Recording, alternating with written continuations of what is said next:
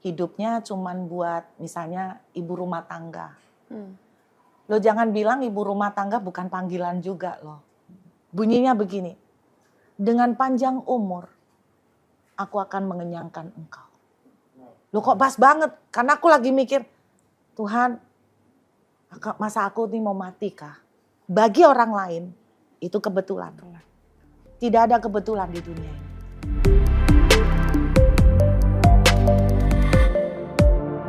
Oke, Ci. Kalau bicara tentang panggilan hidup, apakah itu adalah sesuatu hal yang mungkin bicara tentang pelayanan di gereja aja nggak sih, Ci? Kadang-kadang. Oh enggak dong, jelas enggak. Mm-mm. Apakah panggilan hidup itu cuma sebatas menjadi pendeta, menjadi worship leader? Enggak lah. Oke. Setiap orang, saya yakin Tuhan menaruh di dalam hidupnya satu tujuan, satu destiny. Nah itu bisa aja berupa misalnya dia akan menjadi seorang chef. Oke. Dia akan menjadi seorang insinyur. Atau dia bahkan mungkin simple.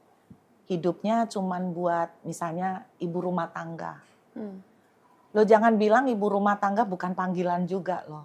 Oke. Saya ingat punya teman yang luar biasa dari SMP sudah tahu panggilannya. Kamu besok cita-citanya apa? Jadi ibu rumah tangga. Dia jauh lebih baik daripada saya yang waktu itu enggak tahu apa yang saya kejar. Jadi ibu rumah tangga itu juga nggak gampang. Jauh lebih sulit, ya kan? Kelihatannya cuman begitu. Jadi ada yang memang dia cocoknya cuman ibu rumah tangga. Maksudnya di mata Tuhan dengan segala karakternya, dengan segala kepribadiannya, kan ada yang dapat 5 talenta, 2 talenta, sesuai dengan kapasitas. Jadi jelas bukan cuman di gereja, tapi apapun bentuknya, saya percaya tujuan akhirnya akan untuk memuliakan Tuhan. Yes. Itu yang saya tahu. Karena Tuhan yang nenun kita. Iya. Jadi Tuhan mau apapun yang dia taruh di hidup kita, dia investor kan. Oke. Dia investor. Jadi dia berharap ini akan kembali ke dia juga kan. Untuk kemuliaannya dia. Yes. Jadi tidak harus ya Laras.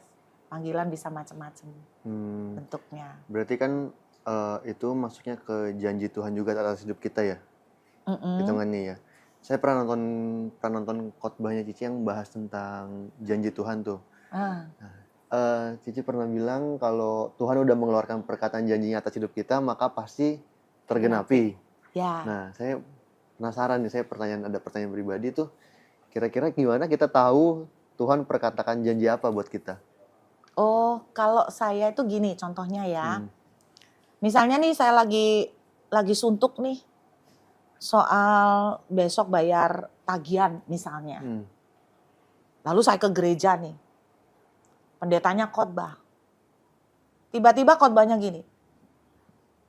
Jadi engkau kalau hari ini bingung soal tagihan. Nah pendetanya kan gak tahu gua. Iya. Langsung aku merasa gini.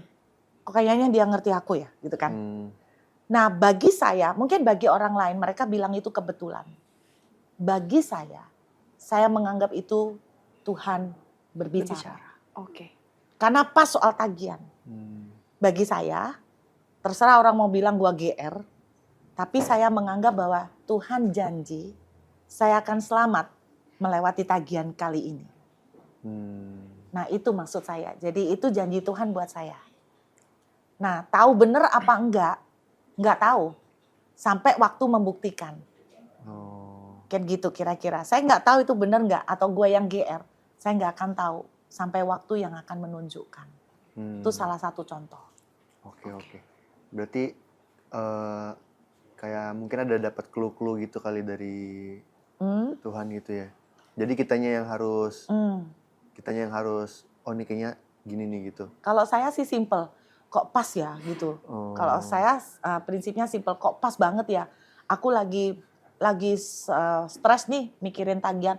Kok pas khotbahnya ngomong soal tagihan gitu loh. Kayaknya seakan-akan terlalu kebetulan. Nah itu buat saya percaya ada keterlibatan Tuhan untuk pakai pendetanya untuk ngomong ke saya. Kadang-kadang WhatsApp juga dipakai.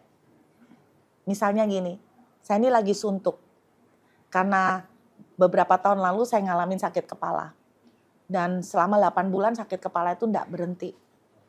Lalu saya tuh ngomong gini sama Tuhan, hari itu saya benar-benar stres. ada sebuah ketakutan takut mati ya. Dan hari itu tapi saya memutuskan biarpun takut saya harus cek. Dan ketika mau cek MRI itu saya ngomong gini, Tuhan, saya terus terang takut. Kalau saya mati anak saya masih kecil. Kalau boleh bicaralah Tuhan. Dengan cara yang bisa saya mengerti. Tiba-tiba waktu itu BlackBerry ya. Jadi belum WhatsApp. Tiba-tiba bunyi. Ping gitu kan. Pas dibuka saya kaget. Orang kirim ayat. Bunyinya begini. Dengan panjang umur aku akan mengenyangkan engkau.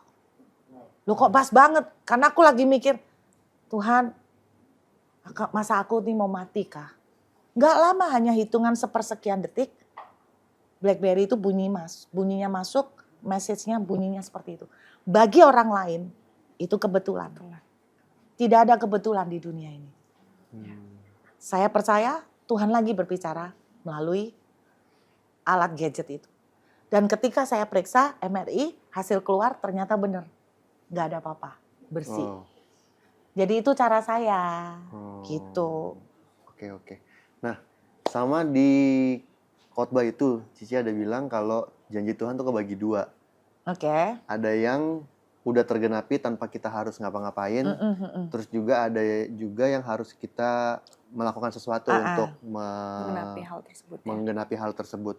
Iya. Nah, kita bedain dua ini simpelnya gimana sih, Ci? Jadi kebanyakan, mayoritas terbesar, apa yang dikatakan janji Tuhan di Alkitab, kebanyakan membutuhkan respon kita.